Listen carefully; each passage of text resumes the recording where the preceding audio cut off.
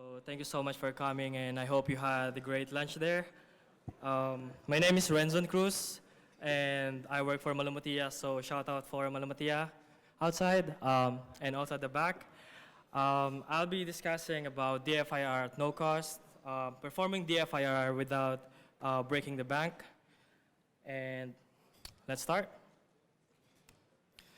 So just my Who Am I page, it was a bit tough for the past 3 months, and it's not perfect, but also we had some great discussions as well as some featured in some media. So we got featured in Manila Bulletin in Philippines, which is the leading newspaper back then, and also had the chance to have a interview in national television to discuss about how to be safe online just last month. And I work for government right now, and I work for oil and gas company for the past 2 years. And also I'm a co-founder of a Guidem. Guidem is the training center in the Philippines, just a startup, but we keep on working hard just to make it a better one. And this is actually my third B-Sides conference, so I'm really glad that we have here now in Doha. So I got accepted last year in B-Sides Vancouver, and to discuss about Windows Windows forensics and forensicating using Windows artifacts, and also had a chance to deliver it in B-Sides London. So yeah. So I'm gonna be talking about the bunch of topics. So before we have talked about more of the offensive kind of thing, so let's just switch gear right now and focus more on the defensive capabilities and that we have and that we can do right now in our organization. So we will discuss first about endpoint logging visibility, how to collect those logs and data that we need in a fast and efficient way. How can we do an IR triage also in an efficient way? How can we perform threat hunting if we don't have budget or if we do have zero budget? And how can we craft a detection engineering from a better standpoint? So all of these capabilities right now can cost a lot of money, buying some tools and stuff, but what if we don't have budget? So how much would it cost me if I do those things? So that just cost me zero, because we do have a lot of GitHub repo, open source tools from the wild that can we leverage to perform this kind of capabilities. Sounds dope, right? Okay, so the step, or the first step, what you're going to do, step zero when you got breach. So the first thing that you need to do is to update your resume. So you'll be having stressful meetings right after the breach, and you'll also playing in a blaming game. And as well, you have to rebuild the infrastructure. It depends on the criticality. And the last thing is you're not getting any bonus at all. So you're gonna update your resume. Does someone agree to me? Okay, so kidding aside, so what is DFIR? So these are the people who loves creating stories for what happened on the breach. They're the one who investigate things out, trying to correlate logs from one data source from one different data source and to another, and then they're the one who's creating those timeline analysis, and they're like the digital Sherlock Holmes on your area. So for us to have on the same page. And there's this big problems right now when it comes to incident response. So I've read this SANS Institute report from 2019, and the first thing that we need to focus on is getting the right data first. We need to prioritize things. So if we're being attacked from the network level, so are we doing some coverage at all? Are we getting those logs? And how about the endpoint capabilities? How about the endpoint logs? So I've had an engagement way back when I was in Philippines, and so the client says that they are all running a Windows 10, but unfortunately we saw some 3 Windows XPs in the box still running in a domain. So what we need right now is the visibility. So the talk that we had before, the detection capabilities, those are the theories, and this talk is all about implementation of those theories, which is kind of makes sense because we really need those grading capabilities and visibility at all. What do we really need? So we need to prioritize things. Do we really need to focus on the endpoint level, or it could be a network level, or it could be both? And fool me once, so we should learn from the lessons learned that we are encountering. So if we're being attacked by phishing, okay, so we need to increase more security. Could be on our endpoint level, or it could be we need to detect the IIS logs and those things. And another improvement that I saw in the report is the number one is the shortage of staffing and skills. So we have a lot of security professionals in Qatar, and there are some skills that there are some gaps that we need to fill up, and that is the skill set as well as the resources. So I think everyone can agree that there are there are shortage when it comes to resources. So sometimes the security engineering is doing also the threat hunting, doing the reverse engineering, and the worst, he's also the CISO. So those problems that were normally encountered. And number two is the lack of budget. So not everyone has the capability or has the money to buy all this stuff and all the tools, expensive tools in the market. So we need to have an alternative solutions for that. So that's why I have this talk to just enable my arsenals and to discuss about the good open source tools from the wild to do DFIR. And another further improvement is, again, the visibility. So if you don't have EDR platform, so is that the end of the world? As well as the detection engineering. So most of the time, we're just focusing more on the signatures-based detections, but right now, sophisticated malwares as well as APTs doing some logins or living off the land binaries. So they're trying to use all the processes and binaries that's already in the Windows side as well as in the Linux side. So we need to focus more on the TTPs or the techniques, tactics, and procedures. And how about if we have a bunch of IOCs? What if we have thousands of IOCs? How can we do it? Or how can we scan an infected machine using different IPs, domains, and hashes that we have in an on-demand manner? So these are the security incidents in a nutshell. We're talking about logs from different data sets. Is there any IOCs? Does QCert send IP hashes that we need to monitor? Does any particular domains that we need to monitor? And how about those fileless attacks? How about those attacks that leverage PowerShell, W3P, WP spawning shells, which is kind of relevant to the recent CV that we encounter? And how about the rules? Do we have a coverage to detect such rules? I mean, such attacks? What rules are we using? And so there's also a logging challenge. So if we collect too little, we might miss something. And if we collect too much, that might overwhelm the SIEM that we're using. And the searches, the queries that we're using to detect those threats can take so much time before it gives us the output. So let's talk about Sysmon. So I think most of you guys are really aware of what Sysmon can do to our environment. This is free. This is part of the Sys internals of Mark Zusanovich. So this is really a great platform for you to enable visibility in your endpoint perimeter. And this is also supported by different communities. There's a lot of configurations files that you can see on GitHub, but I've included just two, which I really recommend. So these are the capabilities of Sysmon. I'm not gonna talk about everything here, but the Sysmon also have these event IDs from event 1 to event 22, and also there's an event 255 with Sysmon errors. The developers of Sysmon, they keep on updating it from time to time. So we don't have any support on this because this is a free tool, but Microsoft is towards now into open source, so they're really doing a good job here. And also, I want to point out this imp-hash capability of Sysmon. So if an attacker using Mimikatz and they just recompile that binary and then change the name, let's say Mimidogs or Mimiax, so the IP, the hashes would change, but the imp hash can be still like that.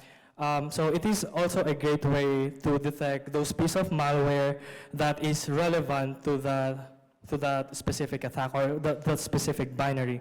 So it is very important to enable impatch in your environment. So how do we install Sysmon? It can just take some 10 seconds or 15 seconds and you have Sysmon in your environment. And Sysmon needs to have a configuration file.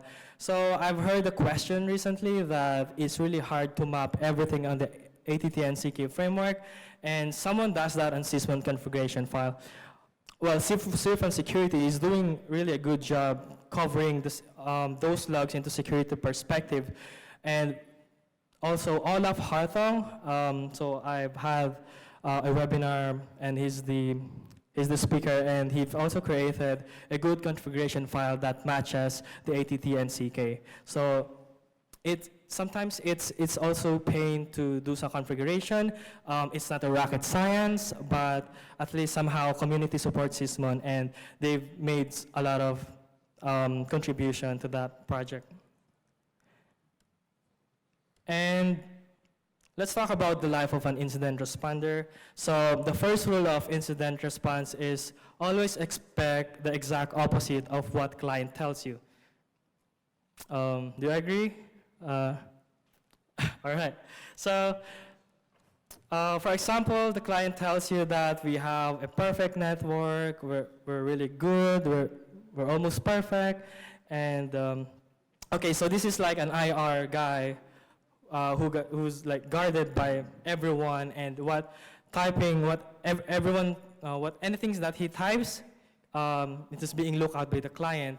So there's also another IR guy that could be like a know-it-all guy. So sometimes clients sees an IR as a know-it-all. So they can ask like, can you format a PC? Can you do some network cabling? Can you do you know how to execute machine learning, threat intelligence, or artificial intelligence, data science? Those buzzwords, sometimes it was being asked by the client to the IR consultant. And so they tend to held to high expectations. And basically, they said that the client is always right. But how the client makes the network infrastructure sounds based on their perspective. So they tend to have this, like a dream data centers, like a Google data centers, very perfect one. But in reality, when you go to the client side, you can see like this. So it's like just a Bitcoin miner with a bunch of cables, okay? And as an IR, like, I was like, what did I get myself into? So most of the IR can relate on this. Like Yuri? Okay, so, we have Sysmon already, so how can we collect those data, those logs in an efficient manner, and how can we collect that in an automated way? So I've seen some entities as well doing incident response and performing forensics and analysis on the live box itself, and taking so much time, days and hours, couples of hours, digging dive to those events that really doesn't make sense at all. So we need really a tool who automatically collects those data in a security manner. So I've made a project before a couple of years ago. So I made a batch script to collect those IR relevant artifacts. And I'm going to be honest to myself that I'm not good at coding. And I thought that maybe there's someone out there who created this data collection before. And there is. So there's a live response collection. So this is a single downloadable zip file that can be run for any locations, and it can support different OS like Linux, Mac, and Windows. It's very portable. You can just run it and then just wait for it to be finished. So this is the live response collection GUI. So you can also perform memory dump there. You can just take the triage, and or if you want to get all the logs, you just have to hit the complete one. So this is a sample of me running the live response collection. It collects, the memory dump. It uses the Belkacef, RAM capture, For volatile data, it uses variety of tools. It also depends on sysinternals tools. You get the autoruns, Process Explorer, Hacker Explorer, and this imaging, it uses the FTK command line tool. So, which is not bad. So, why free? So we don't need to go to the engagement where when you go there, that's the only time that they start doing the imaging processes that takes hours and take days. By doing this tool, we can save time, we can save money, we can also do it remotely. We can just give the tool, run the tool, and then give it back to us so we can start analyzing the processes. And I wanna put also this tool because this is really a great one. I've even touched base with the creator of this, which is Eric Zimmerman. So I even asked him that if I can include his tool on my talk, and then he said, yeah, that sounds great. This is one of the fastest forensics data collector tools that I've used for a while, which is CAPE, Crawl Artifact Parser and Extractor. It runs in a GUI base as well. It can be run in command line. So this is the CAPE in action. So if you click something, there will be also a command line parsers there. So whenever you want to run it in a GUI, you can do it in a command line. So here's the thing. I have this VM that runs in a 50 gig of hard disk, and I want to collect the IR artifacts there. And it just took me 36 seconds to complete those data collection. And it gives me 723 of MB files. So it's really fast if we're talking about data collections. And I hope that everyone who's doing those data collections and forensics can leverage this tool, because you can also put your own modules there and use it on your own purpose. So why CAPE? It's very robust, very flexible, very portable, and it's really, really very fast. Okay, so also the data that you can collect, the data that be collected can be also processed within that CAPE itself. So you have to leverage that. Let's shift gears a little bit and discuss how IOC works. So for the SOC perspective, we have a different IP, hashes, domains. We have thousands of those, but what if we need to run those IOCs in just one endpoint that is being infected by malware, ransomware, or whatever? So it comes to the point that Yara rules is being used from the wild now, and also being used by the malware researcher. And how can we do some scanning using these Yara rules, including the different IPs, IOCs from the community itself? So there's this thing called Loki. Loki to the rescue. So Loki was created by Florian Roth, and he's also the one who created Sigma rules, which I will be talking later. So Loki is an IOC scanner that you can leverage during your IR engagement. So it contains APT tools, hack tools, and also web shells. So web shells are normally being evaded on the antivirus perspective. So if you run this tool, it can detect a lot of things. So this is a command line based platform. When I try to run it, so I have an infected machine, I run a lot of attack, I run APT simulator, and then it gives me like this. So this is just small detections that it can give me.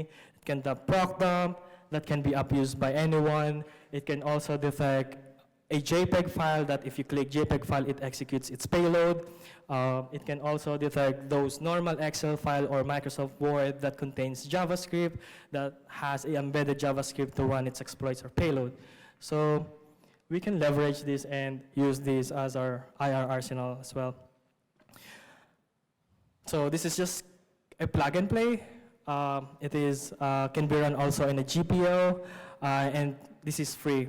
And there's an enterprise version of Thor, of Loki, which is an APT scanner Thor.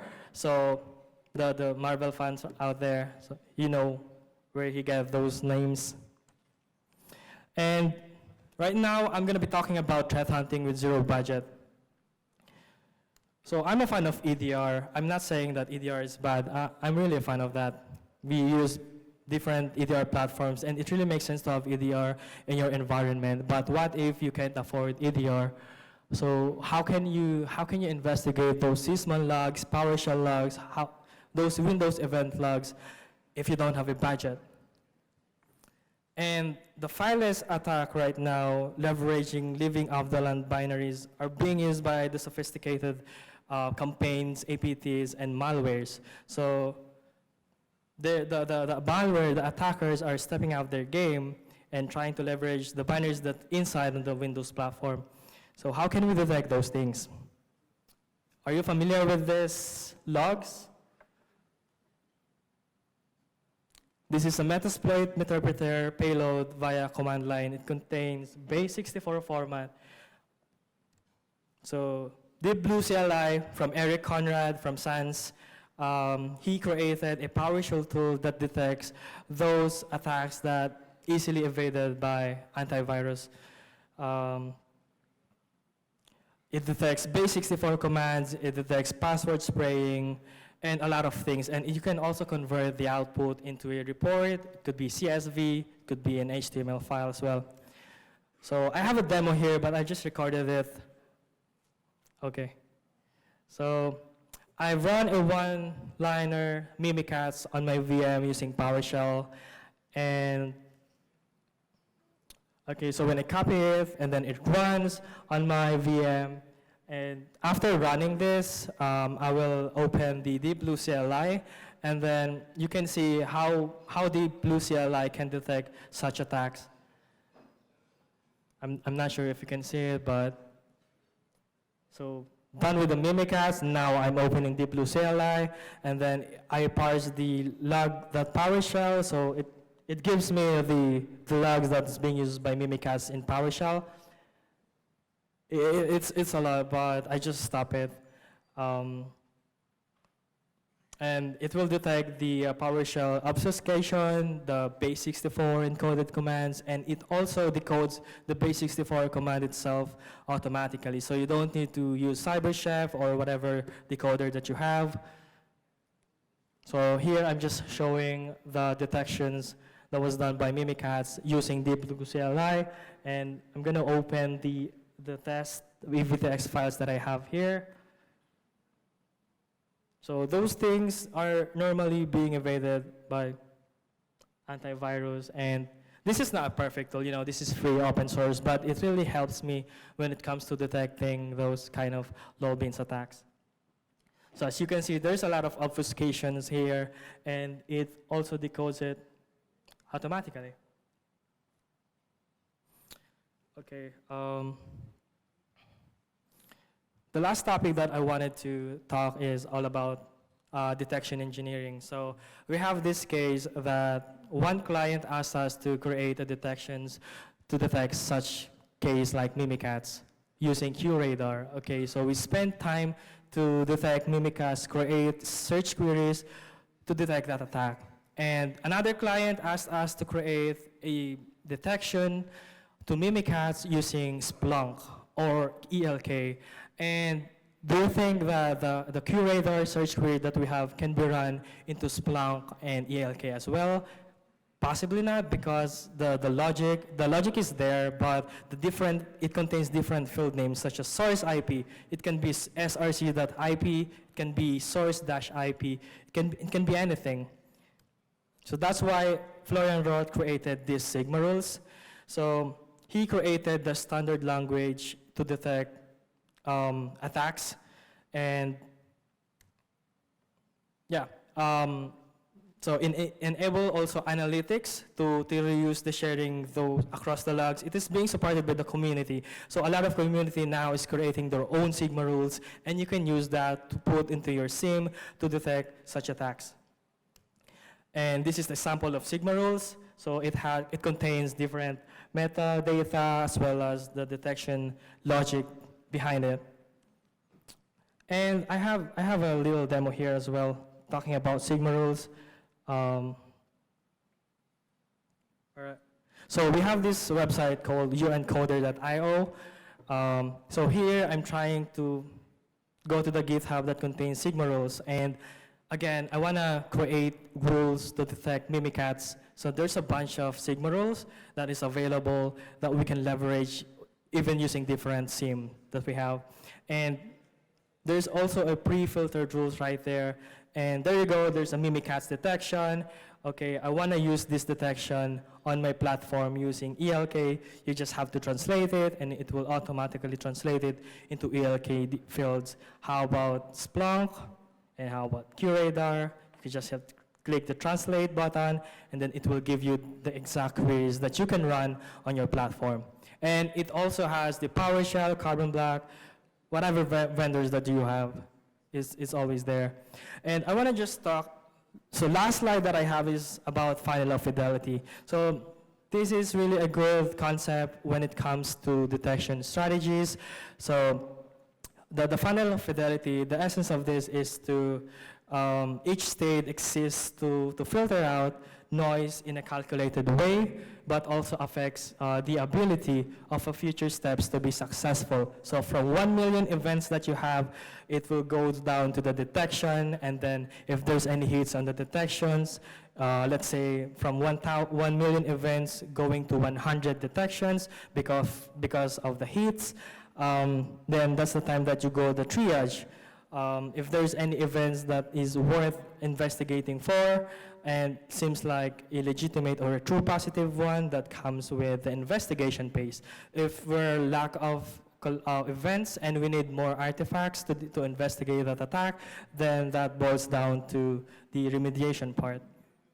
So that's the essence of final fidelity. It needs to gather from one phase to another, and it needs to be successful for you to be able to detect the worth attack that you need to investigate. And that's all. Thank you so much for your time.